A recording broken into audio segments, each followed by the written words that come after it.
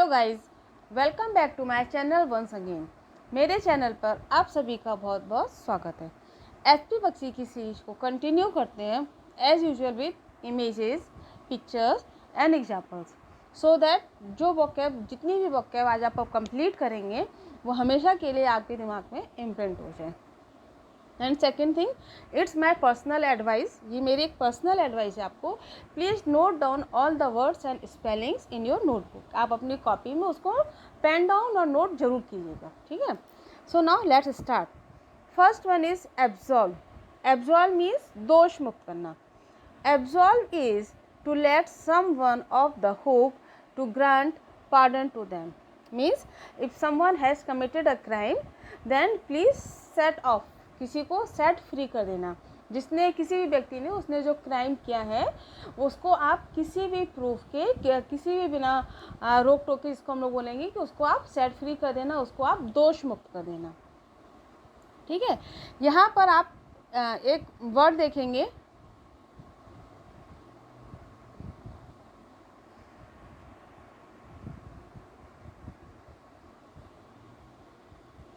Of the hook. Of the hook means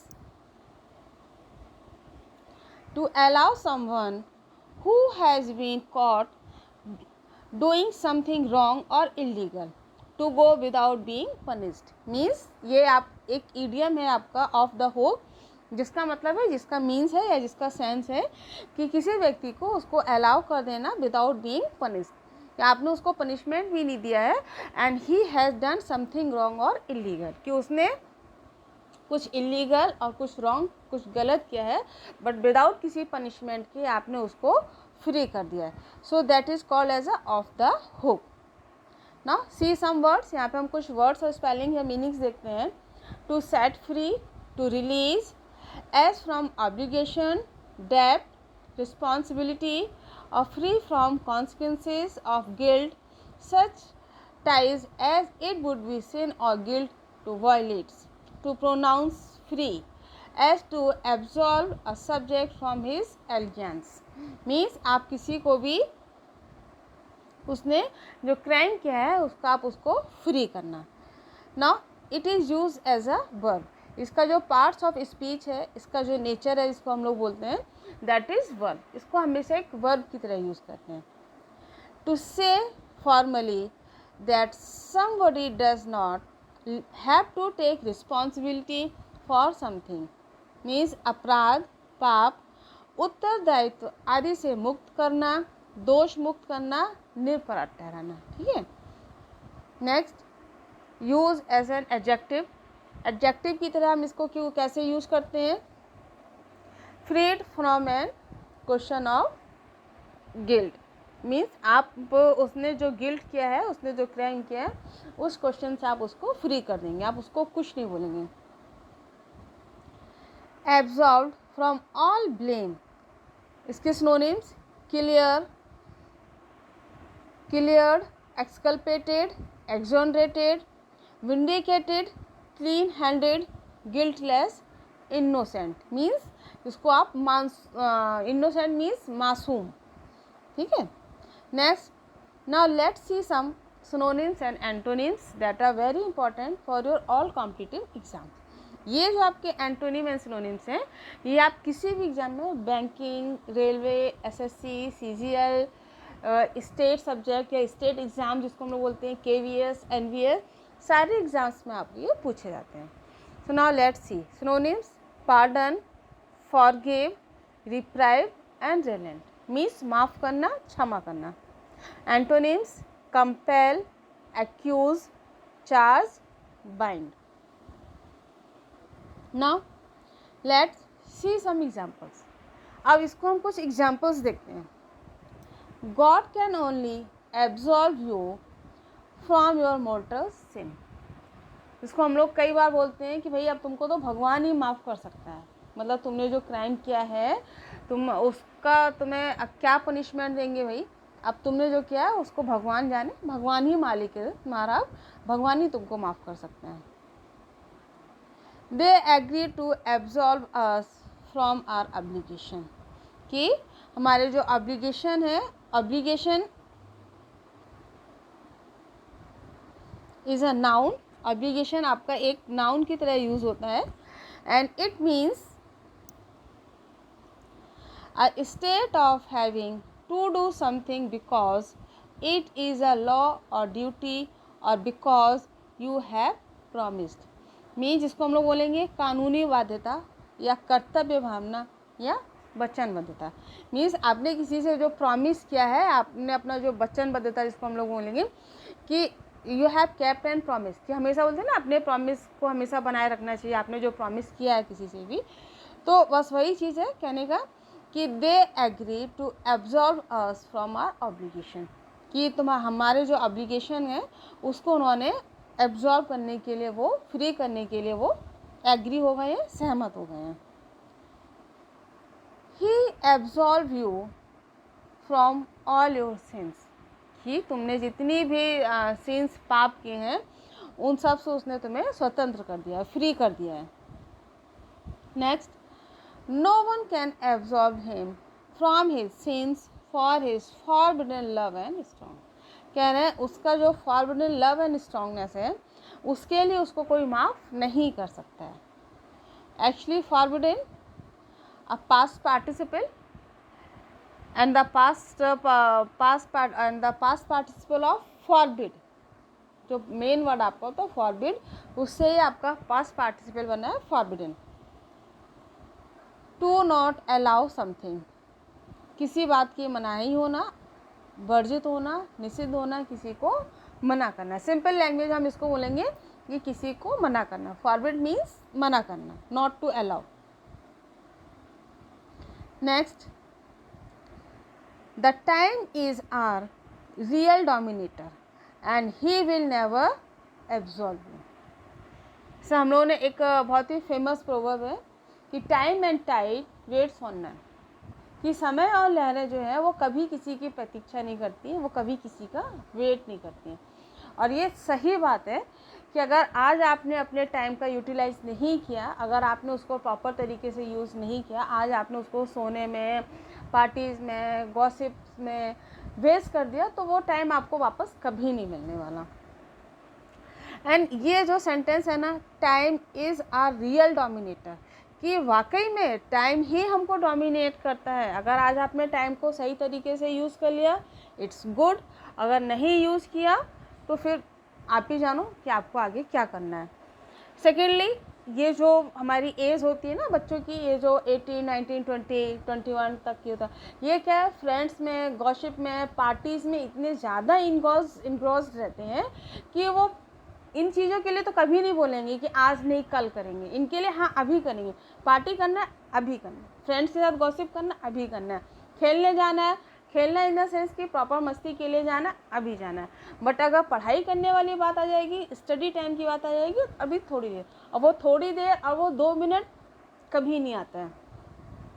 इसीलिए बोलते हैं time is our real dominator, time ही हमारा रियल डोमिनेटर है जो कि हमें कभी माफ़ नहीं करता है। ठीक है। Next,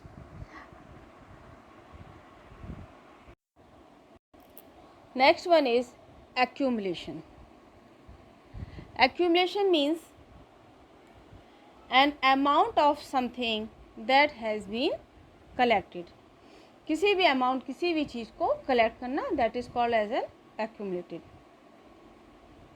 Despite this accumulation of evidence, the government persisted in doing nothing।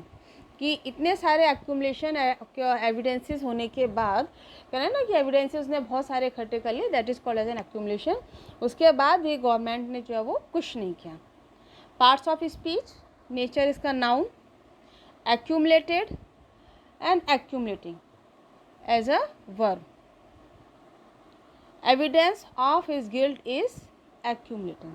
Example, इसको हम लोग बोलेंगे कि उसके जो गिल्ट, उसकी जो गिल्ट है, उसने जो उसकी सिंस हैं, कमियां हैं, बुराइयां हैं, उसके जो एविडेंस है वो बहुत सारे एक्यूमुलेट हो गए, इकट्ठे होते चले जा रहे हैं, जिसको हम लोग बोलते हैं उसके पाप का घड़ा भरता चला जा रहा है सिंपल लैंग्वेज में।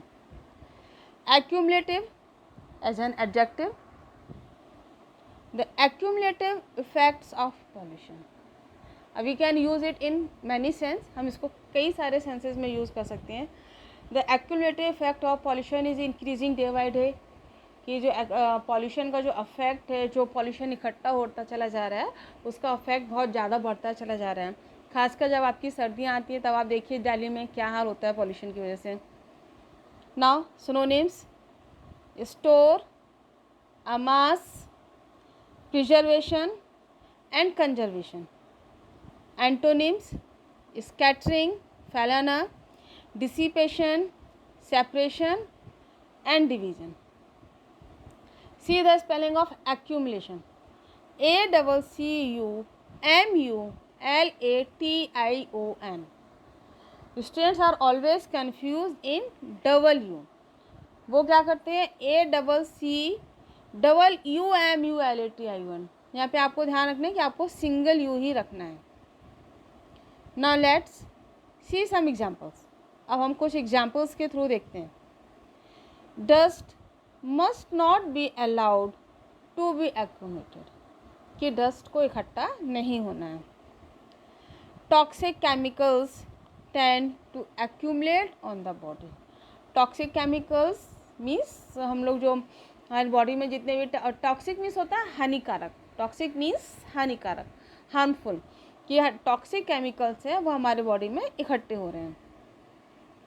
Next, as people accumulate more wealth they tend to spend a greater proportion of their incomes, कि जैसे जैसे लोग एक्यूमुलेट होने लगते हैं मीन्स उनके पास वेल्थ, पैसा, मनी इकट्ठा होने लगता है, means they started to accumulate more money या they started to earn more money, कि वो जब ज़्यादा पैसा कमाने लगते हैं, उनके पास ज़्यादा सोर्स ऑफ इनकम हो जाते हैं, तो वो डेफिनेटली अपनी इनकम का एक लार्ज नंबर ऑफ मनी बोल सकते हैं या ग्रेटर अमाउंट ऑफ प्रपोर्शन जो है वो खर्च करने लगते हैं।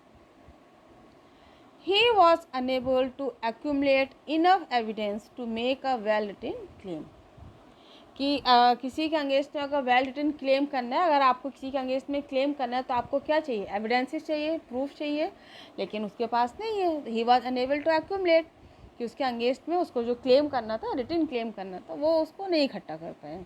सो he was unable to accumulate enough evidence to make a well written claim. I hope to accumulate enough money to make the down payments on the house. मैंने अपने घर को ख़रीदने के लिए जो डाउन पेमेंट देना था वो मैंने उसको मैंने उसको इकट्ठा कर लिया है, एक्यूमुलेट कर लिया है। ठीक है, so I think the word accumulate is clear to you. अब इतने सारे एग्जाम्पल इमेजेस देखने के बाद आपको जो एक्यूमुलेट वर्ड है वो आपको क्लियर हो गया और हमेशा ही आपके दिमाग में फिक्स रहेगा। स्पेलिंग्स पे स्पेशली फोकस रखिएगा, ACCUMULATE, accumulate. Next one is acrimony. Acrimony picture में ही देख लीजिए आप लोग कि now they are sitting against to each other, कि वो कैसे एक दूसरे के अपोजिट और अगेंस्ट में बैठे हुए हैं। डेफिनेटली क्रोधयुक्त, कटु भावनाएं, किसी के लिए नेगेटिव फीलिंग्स होना, एंग्री एंड बिटर फीलिंग्स और वर्ड्स, किसी के लिए गुस्से में बिटर फीलिंग्स होना, नेगेटिव फीलिंग्स होना, that is called as an acrimony. Acrimonious adjective, an acrimonious dispute. Dispute होना, मनभेद जिसको हम लोग बोलते हैं, मतभेद और मनभेद वो अलग चीज़ है। आपको जो चीज़ अच्छी लग रही है ज़रूरी कि मुझे भी वो चीज़ अच्छी लगी, ऐसा नहीं हो सकता। बट एक होता है कि मन में कड़वाहट लाना, एक्रीमोनियस डिस्प्यूट होना, वो that is completely different. Now let's see some synonyms. Harshness, bitterness, inhumanity, enmity, जिसको हम लोग बोलेंगे हार्शनेस होना, कटुता होना, बिटरनेस होना, इनह्यूमैनिटी मीन्स मानवता नहीं होना, एंड एनिमिटी मीन्स दुश्मनी, जिसको हम लोग बोलेंगे। Antonyms: sweetness, courtesy, humanity and benevolence. See this spelling also.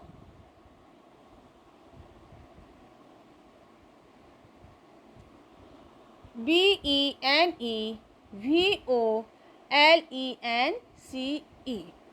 benevolence.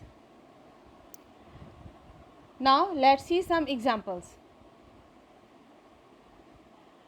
They broke up without any acrimony. ये ब्रेकअप होना तो आज की डेट में बहुत कॉमन हो गया है। They broke up without any acrimony, कि उन्होंने अपना ब्रेकअप कर लिया विदाउट एनी एक्रीमनी, किसी से बिना गुस्सा हुए, म्यूचुअल अंडरस्टैंडिंग से, जिसको हम लोग बोलेंगे म्यूचुअल अंडरस्टैंडिंग से उन्होंने अपना ब्रेकअप कर लिया। The teachers acrimonious words made, sorry made यहाँ पर आपका रिपीट हो गया है।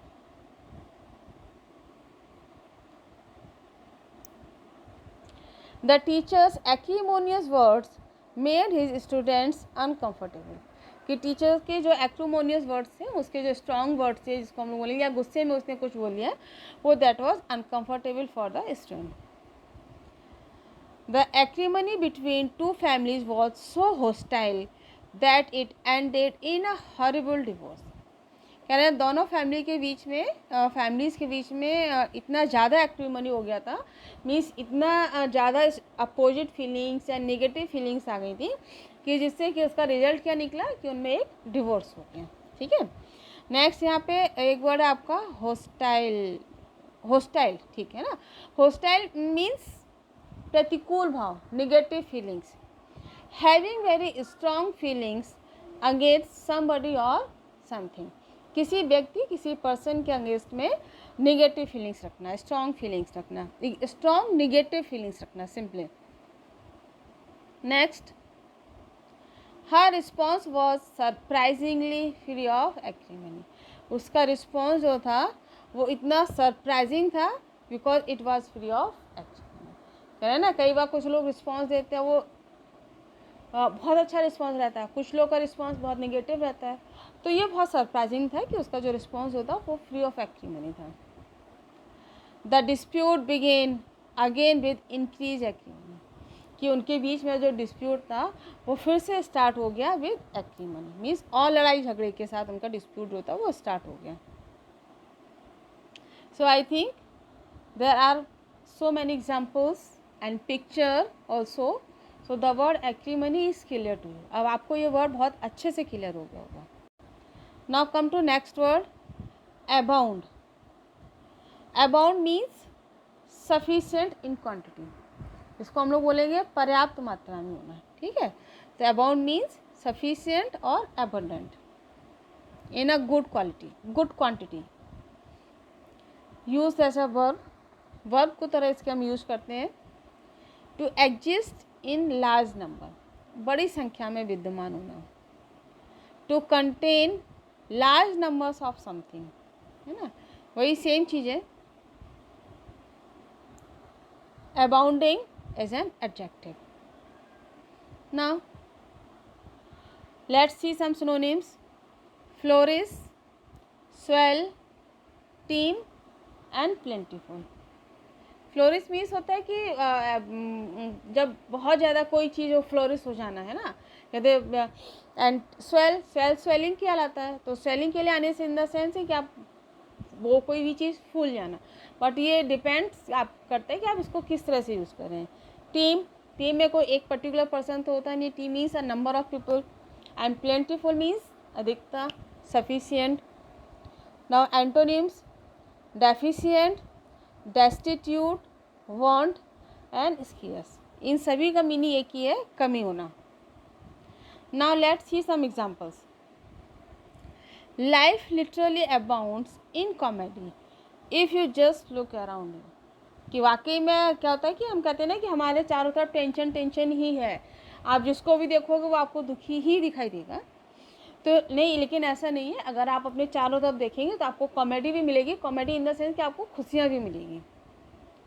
Next, the coral reefs, some of the coral reefs means some of the most part diverse ecosystem in the world abound with a great variety of fishes। Actually coral reef means होता है, इसको हम लोग हिंदी में बोलते हैं मूंगे की चट्टानें होना। एंड अंडर वाटर इकोसिस्टम, हमारे पानी के नीचे समुद्र वगैरह में क्या होता है कि कुछ इकोलॉजिकल सिस्टम होता है, जिसको हम लोग हिंदी में मूंगे की चट्टानें बोलते हैं। तो कह रहा है abounds with a great variety of fishes, वो फिश के लिए बहुत गुड होता है, अच्छा होता है। Next, the book abounds with close up images from spaces, कि इस बुक में जो है वो आपके बहुत सारे जो स्पेस से आपके जो इमेजेस लिए गए हैं, क्लोज अप इमेजेस हैं इसमें बुक में बहुत सारे। Next, rumours also abound about the health of his mother, कह रहे हैं उसकी मदर के बारे में, मदर की हेल्थ के बारे में बहुत सारे र्यूमर्स फैल चुके हैं। The store abounds with cockroaches, कि स्टोर में बहुत सारे कॉकरोचेस हैं। Abound means there are number of cockroaches in store. So I think the word is clear to you, कि अब आपको ये जो वर्ड है अबाउंड क्लियर हो चुका होगा। Now come to the next word, accord. Accord means सहमति, जिसको हम लोग बोलेंगे, इसको हम लोग बोलते हैं अकॉर्डिंग टू यू, मीन्स आपके अनुसार। So that is the word accord. Keep and countenance, जिसको हम लोग बोलेंगे keep and countenance, COUNTENANCE, countenance. Use as a verb, if you are accorded a particular kind of treatment, people act towards you or treat you.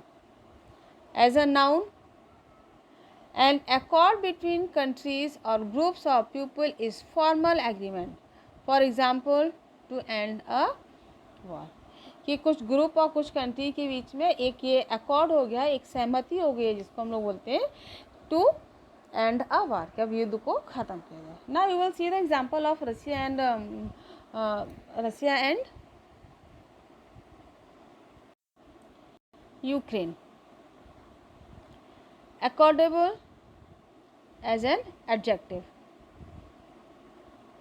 Now synonyms: agreement, harmony, consonance, unison, UNISON. Antonyms: disagreement, denial, controversy and discord. ये यहाँ पे थोड़ा सा misprint हो गया, यहाँ पे DISCORD. Now let's see some examples. He decided to go of his own accord, कि उसने डिसाइड किया है कि वो अपने अनुसार ही जाएगा। To go of his own accord means अपने अनुसार वो काम करेगा, अपने अनुसार वो जाएगा। I am in accord with your plan, मतलब मैं आपके प्लान से सहमति कर, आपने जो भी प्लानिंग बनाई हुई है that is good. A peace accord was reached on 26 मार्च, कि अकॉर्डिंग की सहमति की जो पीस मार्च जिसको हम लोग बोलते हैं पीस मार्च, वो 26 मार्च से स्टार्ट होगा। His behaviour was not accord with his principle, means उसके जो प्रिंसिपल्स हैं, उसके प्रिंसिपल एंड प्रिंसिपल्स, डिफरेंस दोनों में। प्रिंसिपल मीन्स प्रिंसिपल, जो हमारे स्कूल में जो प्रिंसिपल होते हैं, head of the school, PRINCIPAL, principles means सिद्धांत। तो his behaviour does not accord with his principles, कि उसके जो सिद्धांत हैं उससे उसका जो बिहेवियर है वो मैच नहीं करता। मीन्स जिसको हम लोग बोलते हैं कथनी करने में फ़र्क होना। ही सेज समथिंग, वो बोलता कुछ है, एंड ही डज समथिंग, और वो करता कुछ है। Next, the club members voted with one accord to raise the dues, कि क्लब मेंबर्स ने जो वोट दिया है with one accord to raise the dues, कि उस ड्यूज को, ड्यूज मीन्स जो बकाया होना, जो पैसे जो हम लोग बोलते हैं पैसे बचना, ड्यू बचना, तो उसको एक साथ किसी ने वोट दिया कि उसको एक साथ हम उसको देंगे, रेज द ड्यूज अकॉर्डिंगली, एक साथ देंगे सबको। So now I think all the words with pictures, images and examples that they are clear to you. अभी तक हम लोगों ने जितने भी वर्ड्स जो हम लोगों ने पढ़े हैं विद एग्जाम्पल्स, वो आपको क्लियर हो चुके होंगे। So now thanks for watching, share, like and subscribe.